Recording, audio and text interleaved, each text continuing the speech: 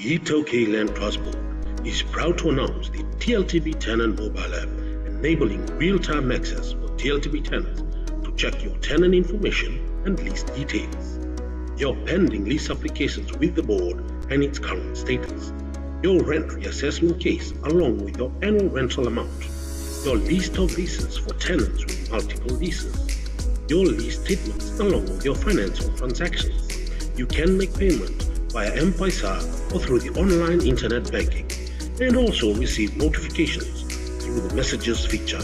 All you need to do is download the app through the Google Play Store and follow the registration process.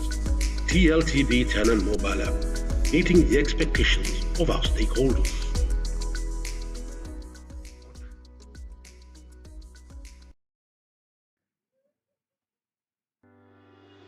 The Tokay Land Trust Board is proud to announce the TLTB LDBC portal, which tracks and monitors the progress of registering a survey lease. The portal allows registered surveyors to log in and submit the applications online and make payment via M-Paisa, which will then be vetted by the TLTB GIS team according to our regulations.